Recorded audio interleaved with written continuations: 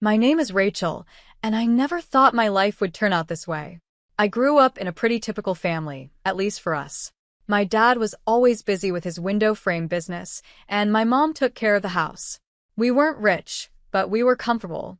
Dad didn't talk much about work at home. He'd come in late, give mom a quick kiss, and ask me about school. That was about it. I didn't mind, though. I was happy in my own little world. I remember the day everything changed. I was 20, just out of college, trying to figure out my future. I overheard Dad on the phone, sounding tense. No, absolutely not. I won't let you take over my company. I've worked too hard for this, he said. I shouldn't have listened, but I couldn't help it. My stomach turned as I realized Dad's company was in trouble. Why hadn't he said anything? That night at dinner, I watched him closely.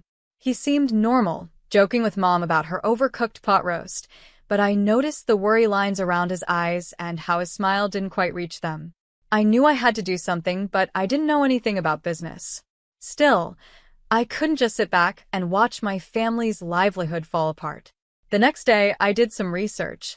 It wasn't hard to find out who was trying to take over Dad's company, a big businessman named Raymond Joseph. His office was near our house. The receptionist gave me a strange look when I asked to see Mr. Joseph. "Do you have an appointment?" she asked, raising an eyebrow. "No, but it's important. Please, just 20 minutes, I begged." She must have felt sorry for me because, after a phone call, she waved me toward the elevator. "Top floor," she said. The ride up felt like it took forever. When the doors opened, I was face to face with Raymond Joseph himself. He was older than I expected, with silver hair and sharp eyes. Well, he said, looking me over. "What do we have here?" I swallowed hard. "Mr. Joseph, I'm Rachel Jackson. I'm here about my father's company, Jackson Windows." His eyebrows shot up. "Jackson's daughter? This is unexpected. Come in, let's talk." I followed him into his office, trying not to be distracted by the view. He sat behind his large desk and motioned for me to sit. "So, Miss Jackson, what can I do for you?" I took a deep breath. "Please, don't take over my father's company. It means everything to him. There must be another way." Joseph leaned back, studying me. "Interesting," he said. "I have a deal for you, Miss Jackson," Mr. Joseph said. "I'll leave your father's company alone if you agree to marry my son." I stared at him, thinking I must have heard wrong. "Excuse me?" I asked. "You heard me. Marry my son, help him mature a bit, and your father's company will be safe." I left Joseph's office in a daze. Marry his son? Was he crazy? But the more I thought about it, the more I realized I didn't have much of a choice. It was either this or watch my dad's hard work fall apart. The next day, I was back in that intimidating office. Joseph was waiting, a smug smile on his face. "So, Miss Jackson, have you made your decision?" I took a deep breath. "Yes, I'll do it. I'll marry your son." Joseph clapped his hands together. "Excellent. Let me introduce you to him, shall we?" Before I knew it, I was being led into another room, and there he was, Joseph's son. I expected a stiff businessman, but the man who stood up to greet me was anything but. He was tall, with messy dark hair and a crooked smile. "Hey," he said, extending his hand. "I'm Brandon." "You must be Rachel." I shook his hand, trying not to show my surprise. "Yeah, that's me." Brandon's father cleared his throat. "I'll leave you two to get acquainted." As soon as the door closed behind him, Brandon's relaxed demeanor changed. He ran a hand through his hair, looking uncomfortable. "Look, I'm sorry about this. My dad, he's got some pretty old-fashioned ideas." I shrugged, trying to play it cool. "It's fine.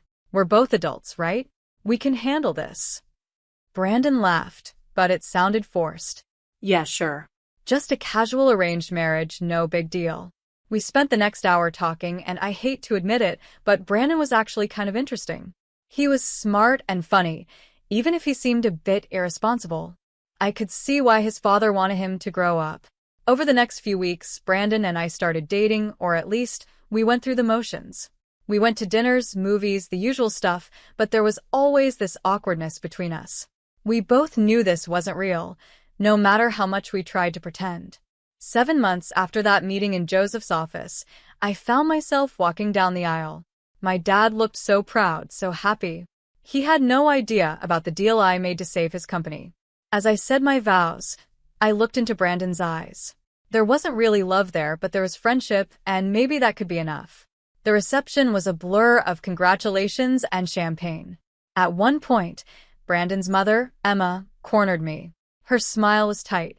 "Welcome to the family, dear," she said, her voice dripping with insincerity.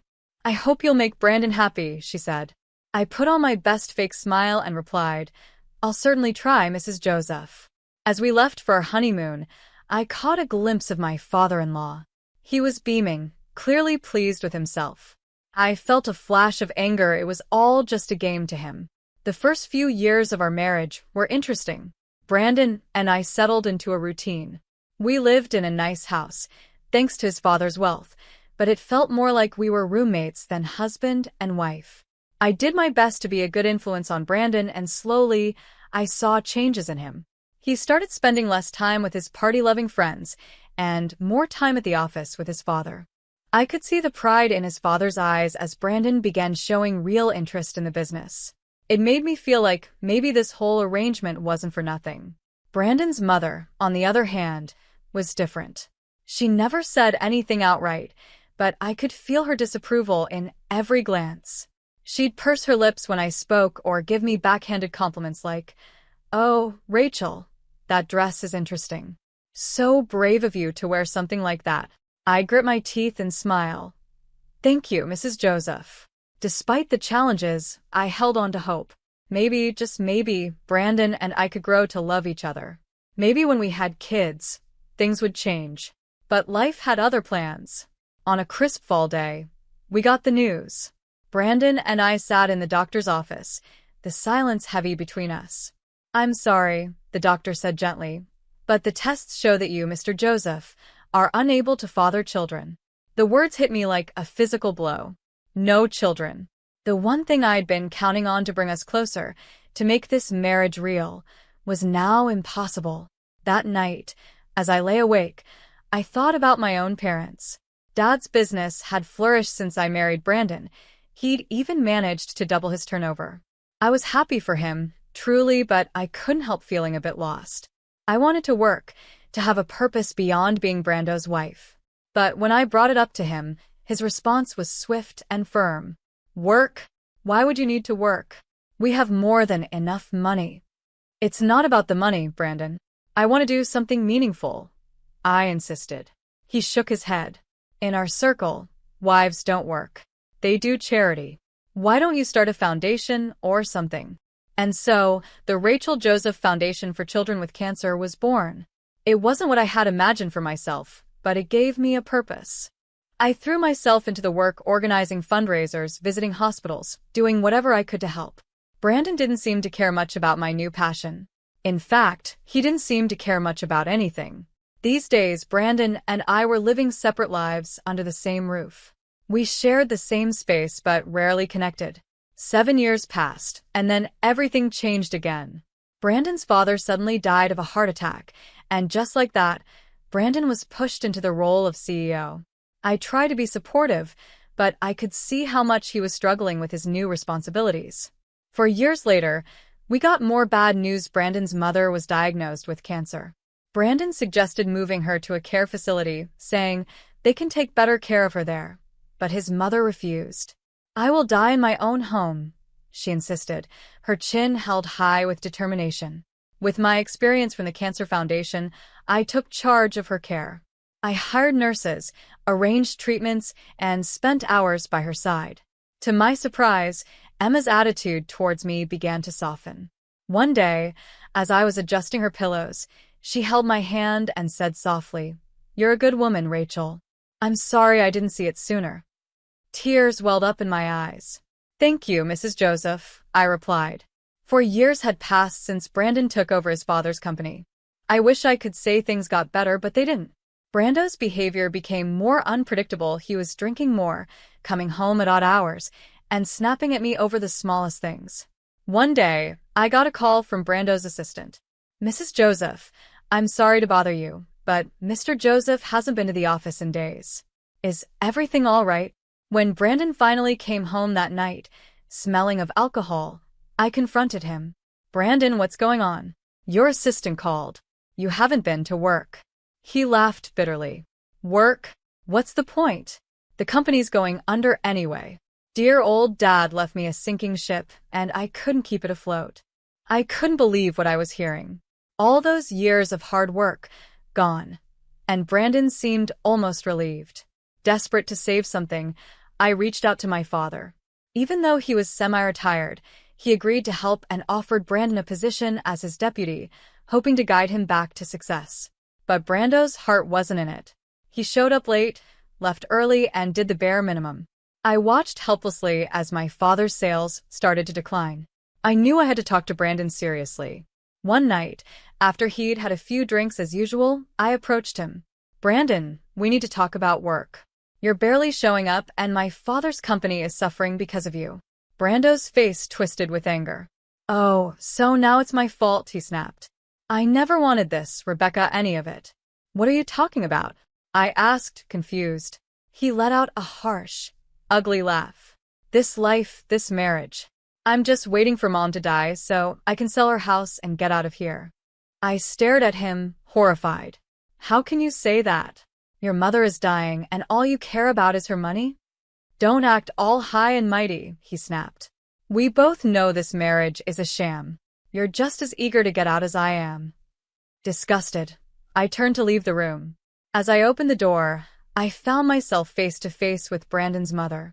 The look on her face told me she had heard everything. For a moment, we just stared at each other. Then, silently, she reached out and squeezed my hand. In that gesture, I felt her gratitude, her understanding, and her sorrow. The day I got the call about my parents' plane crash, my world shattered. Mom and Dad were gone in an instant. Their small plane to South Beach, meant to be a second honeymoon, became their final journey. I needed support, someone to lean on, but Brandon was nowhere to be found. My own husband couldn't even be bothered to show up to the funeral. As I stood there, watching my parents' caskets lowered into the ground, I felt more alone than ever. After the funeral, my sorrow turned into anger.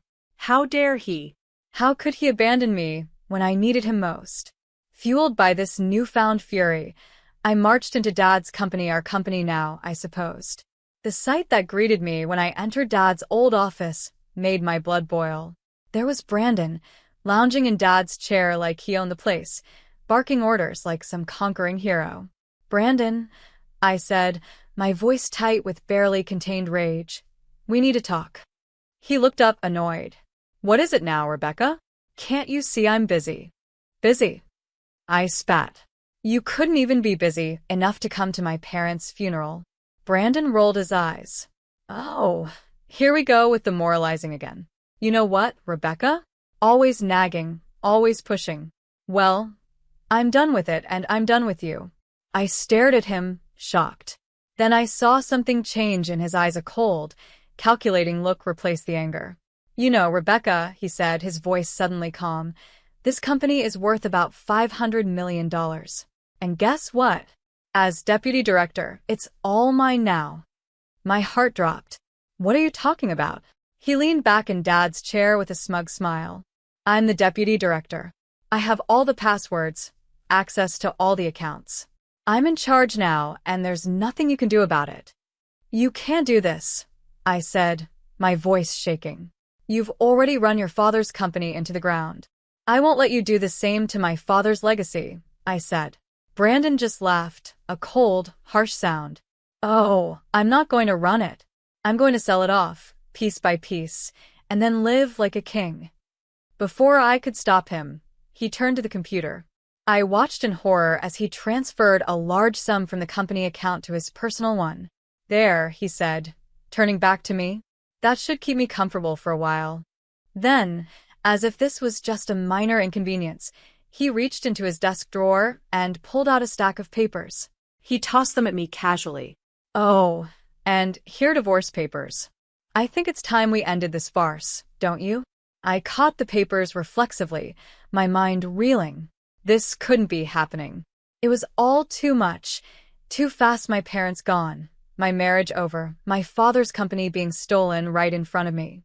I left the office in a daze, clutching the divorce papers. But as I walked, something inside me shifted. I had spent years bending to Brandon's will and his father's manipulations. No more. It was time to fight back. With renewed determination, I headed straight to my father's lawyer's office. Mr. Andrew had been Dad's friend and confidant for years. If anyone could help me, it would be him. "Rachel," Mr. Andrew said, rising to greet me as I entered his office. "I'm so sorry about your parents. How are you holding up?" I collapsed into the chair across from him, the events of the day spilling out in a rush. Mr. Andrew listened patiently, his expression growing more serious by the minute.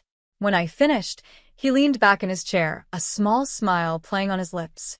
"Rachel, I think it's time I shared something with you. Your father's will, he made some changes just before the accident." As he read the will, I felt a weight lifting off my shoulders. The company, it was mine, all mine. Dad had left it to me, not Brandon. But there was more. Mr. Andrew looked up from the papers, his eyes twinkling. "There's something else you should know. Your father dismissed Brandon last week before his death fired him outright." I couldn't help it. I laughed, a real, genuine laugh for the first time in what felt like forever. So all those orders Brandon was giving were completely meaningless? Mr. Andrew nodded. Then he pulled out an envelope. "There's one more thing, a letter from your father." With shaking hands, I opened it. Dad's familiar handwriting blurred as tears filled my eyes. "My dearest Rachel," it began. "If you're reading this, it means I'm gone. I'm sorry I had to leave you like this, but I hope I've given you what you need to build the life you deserve. The company is yours now, and Rebecca, it's time to let go of Brandon. You've given enough to that marriage, it's time to start living for yourself. I love you, sweetheart. Make me proud." I looked up at Mr. Andrew, wiping my eyes. "Do you have a pen?" Without a word, he handed me one. I signed the divorce papers Brandon had given me, feeling lighter with each stroke of the pen. "Can you file these?" asked as I handed them back. "I want this done as quickly as possible." Mr. Andrew nodded. "Consider it done." As I left his office, I felt free for the first time in years, maybe for the first time ever. I was in control of my own life. No more Brandon. No more Josephs pulling my strings. On impulse, I pulled out my phone and called Brenda, my best friend from the charity foundation. "Brenda, it's Rachel. Want to meet for coffee? I've got some news."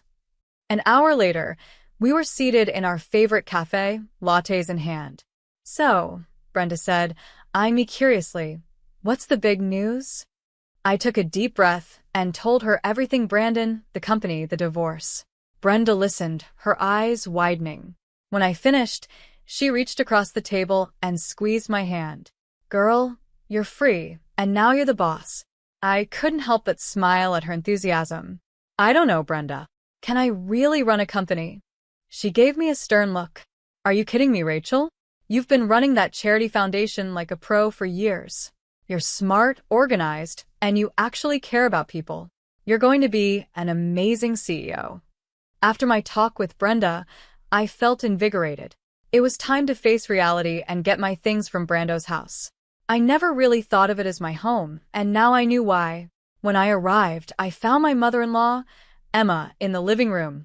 She looked tired from her ongoing battle with cancer. "Emma," I said gently, "I'm here to get my things.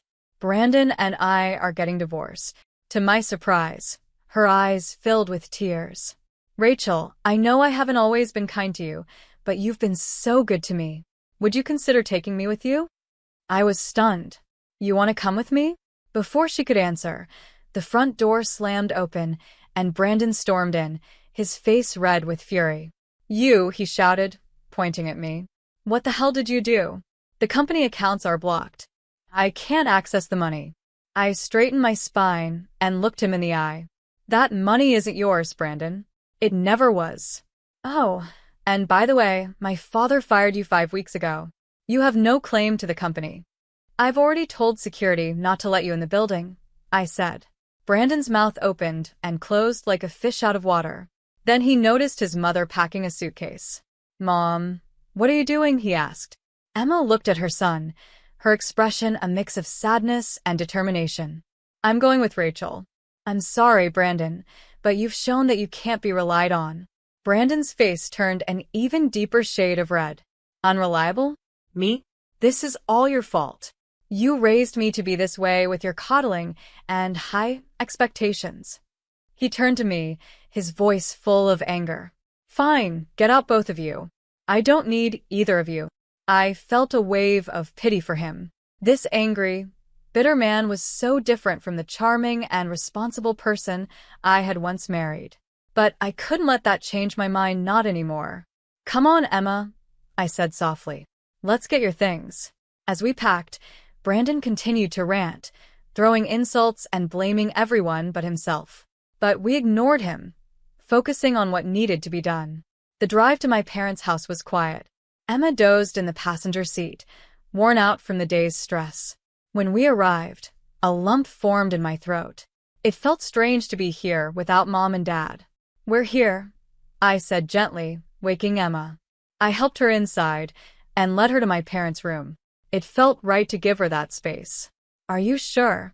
Emma asked, her eyes wide as she looked around the room. I nodded, swallowing the lump in my throat. Yes, I think they would have wanted it this way. As I helped Emma settle in, I felt a mix of emotions: grief for my parents, relief at being free from Brandon, uncertainty about the future. But beneath it all, there was a glimmer of hope.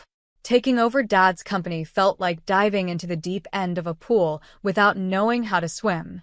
Those first few months were filled with meetings, financial reports, and sleepless nights, but I was determined to make it work. I hired Michael, a brilliant business consultant, as my right-hand man. He patiently guided me through the complexities of running a multi-million-dollar company. You've got good instincts, Rachel, he'd say. Trust them. Slowly but surely, I found my footing. 7 months in, I wasn't just treading water, I was swimming laps. The company's performance began to improve, and I felt a surge of pride, knowing Dad would have been pleased. Through it all, I never neglected the Cancer Foundation. If anything, my work there became even more important to me. It was a link to my past and a beacon for my future. Unfortunately, Emma's condition worsened over time. I dedicated myself to caring for Emma, determined to make her final days as comfortable as possible. Over those 4 years, we grew close, healing old wounds and forming a bond one never thought possible. On the day she passed, I held her hand and whispered, "Thank you for everything, Emma." She weakly squeezed my hand, a small smile on her face, before she slipped away peacefully. I organized the funeral myself, making sure everything was just right. Brandon didn't show up. I wasn't surprised, but it still hurt to see how far he had fallen. A few weeks after the funeral, I got a call from Mr. Andrew. "Rachel, there's something you need to see. Can you come to my office?" When I arrived, I was shocked to see Brandon there, a young blonde hanging onto his arm. He smirked at me. "Well, if it isn't the little CEO. Don't worry, I'm just here to collect my inheritance. Mom and I might have had our differences, but blood is thicker than water, right?" I bit my tongue and waited for Mr. Andrew to speak. The lawyer cleared his throat and began reading Emma's will. As he spoke, I watched Brandon's smug expression turn into disbelief, then anger. "And so, I leave my house and all my savings to Rachel Jackson, with the stipulation that the money be donated to the Cancer Foundation she so passionately supports." Tears filled my eyes as I listened. Emma's final act of kindness overwhelmed me. Brandon, however, exploded. "This is a scam. She manipulated Mom. She's a fraud, a gold digger. She ruined my life, and now she's stealing my inheritance." His girlfriend, looking shocked, stepped away from him. "You said we'd be set for life with this money. I'm out of here." She stormed out, leaving Brandon sputtering in disbelief. As I left the office, I heard Brandon's angry, ranting fade behind me. I felt light and free. Emma's gift wasn't just about the money, it was validation. She had truly seen me and found me worthy.